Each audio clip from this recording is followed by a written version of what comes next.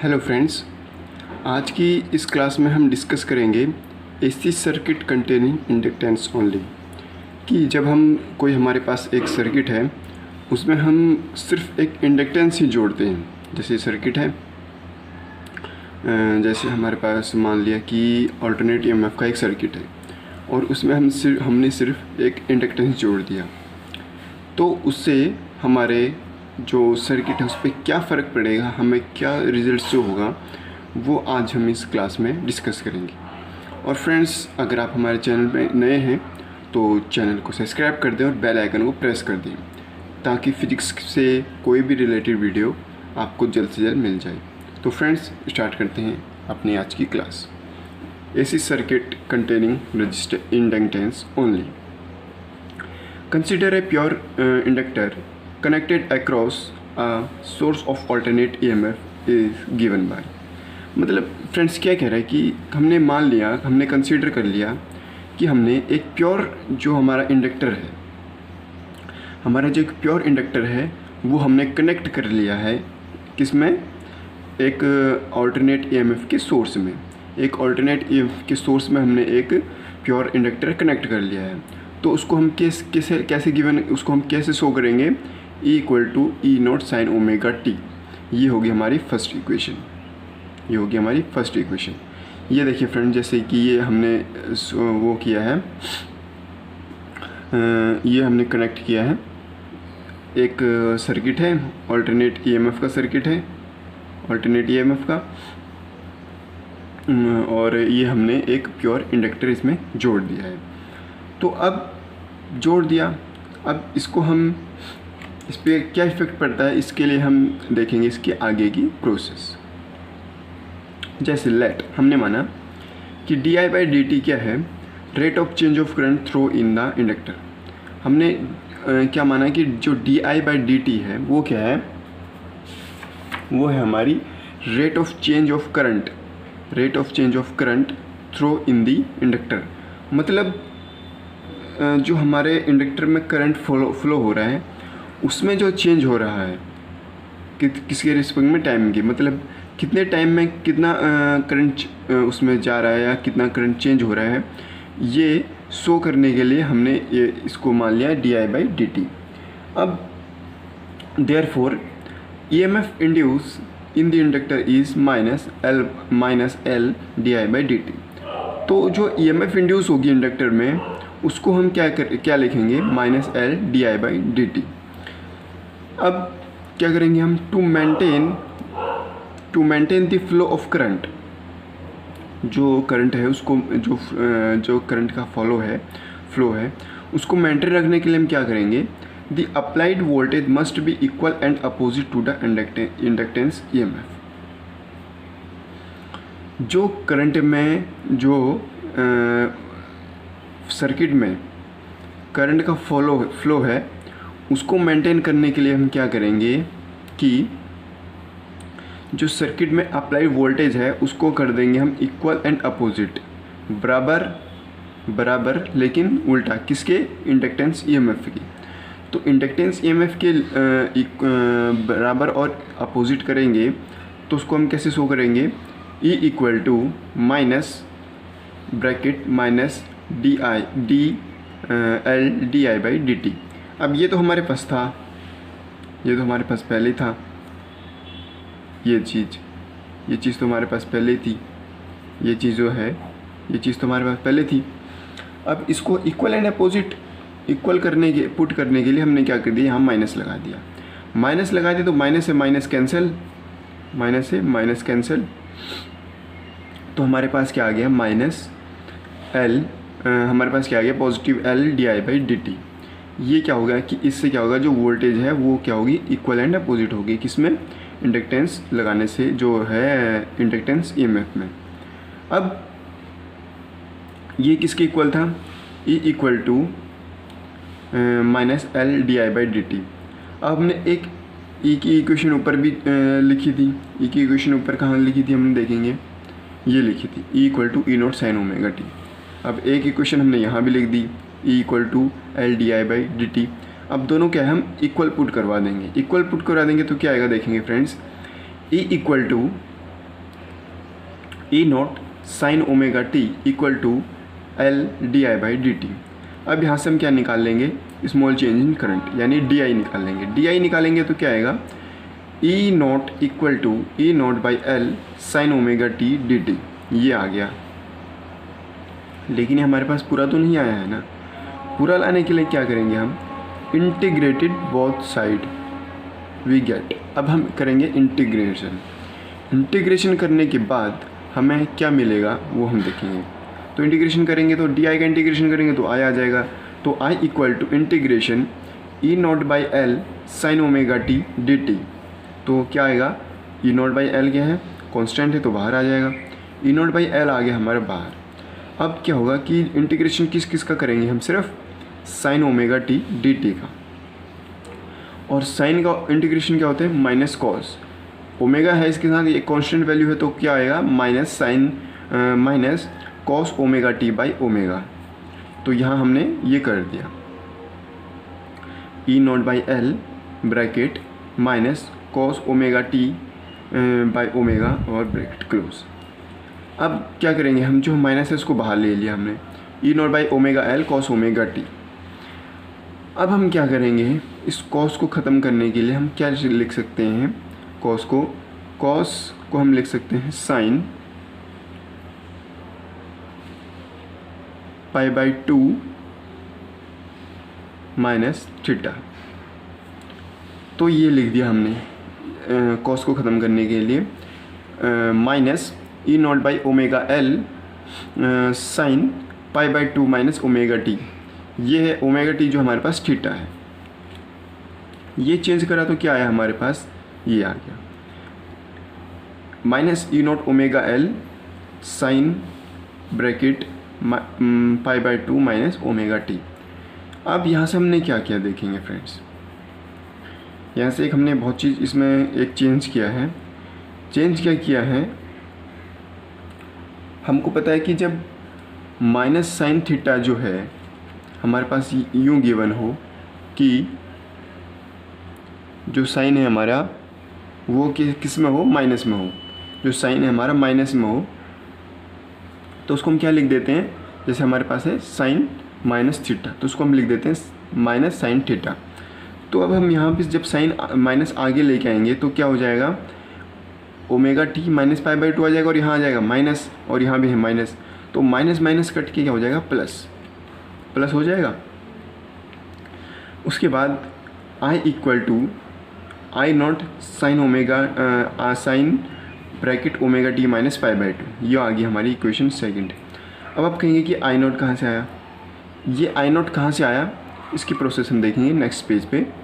और फ्रेंड्स ये पढ़ रहे हैं हम ओमेगा, ये डब्लू नहीं है, ये ओमेगा ही है। इसके बारे में हमने अपने जो हमारा ऑल्टरनेट करंट का फर्स्ट लेक्चर था, फर्स्ट तो नहीं, जो ऑल्टरनेट करंट का हमारा लेक्चर था वहाँ हमने इसके बारे में सब डिस्कस किया है। तो आप हमारे चैनल पे जाके वहाँ से ये वीडियो देख लें ताकि ये आपको अच्छे समझ में आ जाए। तो फ्रेंड अब चलते हैं आगे कि ये आई नॉट कैसे आया। अब देखेंगे हम I naught, where I naught equal to E naught by omega L is the peak और maximum value of A C. तो फ्रेंड जो हमारी ई नॉट और ओमेगा एल की वैल्यू है, ओमेगा एल है, वो क्या हमारा मैक्सिमम वैल्यू है किसकी, ऑल्टरनेट करंट की, किसमें, किसी सर्किट में। तो जो ई नॉट बाई डब्ल्यू एल है वो क्या है, पीक वैल्यू और मैक्सिमम वैल्यू है किसी भी करंट की किसी भी सर्किट में। किसी भी सर्किट में नहीं, उस सर्किट में जिसमें ईएमएफ जिसमें प्योर इंडक्टेंस कनेक्ट हो। अब हम क्या करेंगे, comparing equation first and equation second. We know equation first and equation second. Equation first क्या थी हमारी, E equal to E naught sine omega T, ये थी हमारी इक्वेशन फर्स्ट। और सेकंड इक्वेशन क्या थी हमारी, I equal to I naught sine bracket omega T minus pi by 2। ये थी हमारी इक्वेशन सेकंड। तो ये दो इक्वेशन थी हमारी, तो इनको क्या करना है, हमने कंपेयर करना है। We note that current takes behind the voltage by π/2 और voltage leads the current by π/2 और 90, this can be represented as. तो क्या कह रहा है फ्रेंड्स ये, कि जब हम इक्वेशन फर्स्ट और सेकंड को कंपेयर करवाएंगे तो वहाँ से हमें क्या मिलेगा, हम वहाँ से क्या नोट करेंगे, जो करंट है, जो करंट है वो पीछे है, जो करंट की जो वोल्टेज है वो पीछे है π/2, किसके कंपेयर में, ऑन द वोल्टेज लीड, मतलब जो ई नोट के कंपेयर में जो इसकी वोल्टेज है आई की वो π/2 पीछे है, द करंट बाय π/2 और 90, यानी π/2 या 90 उससे पीछे है। तो इसको हम कैसे रिप्रेजेंट करेंगे वो देखेंगे फ्रेंड्स। आपको समझ में आ गया होगा ना कि यहाँ पे मैंने क्या कहा। यहाँ पे मैंने ये कहा कि जो एक तो यहाँ पे हमारा करंट है, एक यहाँ पे हमारा ईएमएफ है। तो जो करंट है वो ईएमएफ से π/2 यानी 90 डिग्री पीछे चल रहा है, और पीछे चल रहा है, और जिससे वो जो वोल्टेज है वो लीड कर रहा है। ये हमने इस इक्वेशन में कहा है, इस जो लाइन है ये 2-3 लाइनों में इसमें कहा है। तो अब इसको हम रिप्रेजेंट कैसे करेंगे वो हम देखेंगे। तो इसको रिप्रेजेंट करेंगे हम, जैसे हमने एक एक्सिस ड्रॉ कर दिया, यहाँ ईएमएफ और करंट दोनों शो कर दिए। तो ईएमएफ तो जीरो से शुरू होके एक साइन वेव में चलेगा, और π/2 क्या है हमारा, पीछे है करंट, तो π/2 यानी पीछे से चलेगा, ये चलेगा ये। तो ये फ्रेंड जो ये ब्लू कलर की लाइन है ये हमारी ईएमएफ की है, और जो ब्लैक कलर की लाइन है वो हमारी करंट की है। अब इसका देखेंगे हम फेज़र डायग्राम देखेंगे। तो फ्रेंड्स फेज़र डायग्राम क्या होगा, इसके बीच में 90 डिग्री का हमको शो होगा, हमसे 90 डिग्री का हमको मिलेगा फेज़र डायग्राम, किसके बीच में, ईएमएफ और करंट के बीच में। ये फेज़र डायग्राम की क्या कहानी है, ये भी हमने इससे एक लेक्चर छोड़ के लास्ट सेकंड लेक्चर में हमने ये बताया है कि फेज़र डायग्राम की क्या पूरी स्टोरी है। वहाँ आप जाके हमारे चैनल पे जाके ये फेजर्स एंड फेज़र डायग्राम्स लिख के पीछे हमारे चैनल का नाम लिख दें पांडे फिजिक्स, तो आपको सबसे ऊपर वो वीडियो मिल जाएगी, और वहाँ से आप वहाँ से आप ये देख लें। तो वहाँ से आपको ये फेज़र डायग्राम क्या होता है, कैसे हमने ये बनाया, ये आपको बिल्कुल क्लियरली हो जाएगा। अब हमने ये बना दिया, अब हम क्या करेंगे, इक्वेशन को कंपेयर करवाएंगे, किससे, ओम्स लॉ से। Comparing equation I = E0/ω/L with Ohm's equation. अब फ्रेंड्स आप एक चीज़ देखेंगे कि I0 = ω/L, अभी हमने ऊपर बताया था कि ये क्या है, पीक और मैक्सिमम वैल्यू है। तो करंट = वोल्टेज बाय रेजिस्टेंस, किसके साथ कंपेयर करवानी है हमने, ओम्स लॉ के साथ। वी नोटेड दैट, अब हम क्या नोट करेंगे, ω/L represent the effective resistance. जो ω/L है वो किसको रिप्रेजेंट कर रहा है, इफेक्टिव रेजिस्टेंस को रिप्रेजेंट कर रहा है। ऑफर्ड बाय इंडक्टेंट L, जो किस में है, इंडक्टेंस L में, इंडक्टर L में है, उसको ये रिप्रेजेंट कर रहा है। मतलब कि जो यहाँ L है वो क्या है, इंडक्टर है हमारा, वो क्या है हमारा, inductor. This is called inductive reactance, इसको हम क्या कह देते हैं, inductive reactance, and denoted by XL, और इसको XL से हम डिनोट करते हैं। तो फ्रेंड्स जो हमारा ω/L है, ω/L क्या है हमारा, इफेक्टिव रेजिस्टेंस, और जो यहाँ पे L है वो क्या है हमारा, इंडक्टर। इस वजह से इसको हम क्या देते हैं, इंडक्टिव रेक्टेंस, और इसको डिनोट किससे करते हैं हम, XL से। तो XL = ω/L। अब यहाँ हमने क्या, और इक्वल टू 2π/VL। ये 2π/V कहाँ से आया, ये किसकी वैल्यू है, ओमेगा की वैल्यू है, होती है 2π/T। लेकिन जो टाइम है वो किसके प्रोपोर्शनल होता है, फ्रीक्वेंसी की। तो हमने यहाँ लिख दिया 2π/ फ्रीक्वेंसी यानी 2π/μ × L। तो ये आ गया हमारे पास इंडक्टिव रेक्टेंस। अब इंडक्टिव रेक्टेंस आ गया। अब हम यहाँ पे देखेंगे हम दो केस छोटे से, फॉर AC के लिए और फॉर DC के लिए। फॉर AC सर्किट, अगर हमने मान लिया DC सर्किट में कि जो हमारी फ्रीक्वेंसी है वो है 0, फ्रीक्वेंसी तो ज़ीरो ही होगी हमारी, क्योंकि आपको पता है जो डीसी करंट चलता है, फ्लो होता है, वो एक स्ट्रेट लाइन में फ्लो होता है, तो यहाँ पे हमारी फ्रीक्वेंसी होगी ज़ीरो। फ्रीक्वेंसी ज़ीरो होगी तो हमारा एक्सएल भी zero. Hence inductor offer no resistance to flow DC. तो यहाँ क्या होगा कि जब ये जीरो हो जाएगा तो यहाँ रेजिस्टेंस भी है, नो, यहाँ रेजिस्टेंस होगा ही नहीं, और resistance to flow DC, therefore it can no reduce DC, यानी इससे हमें कोई भी डीसी करंट नहीं मिलेगा, कोई भी डीसी करंट नहीं मिलेगा। और अब हम देखेंगे फॉर एसी के लिए।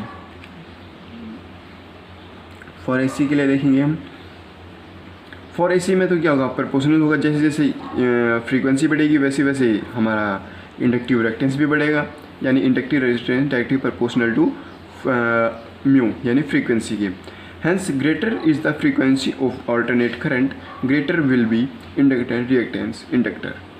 तो क्या कह रहे हैं फ्रेंड, जैसे जैसे जो हमारी फ्रीक्वेंसी है वो बढ़ेगी वैसे वैसे हमारा जो इंडक्टिव रिएक्टेंस है वो भी बढ़ेगा।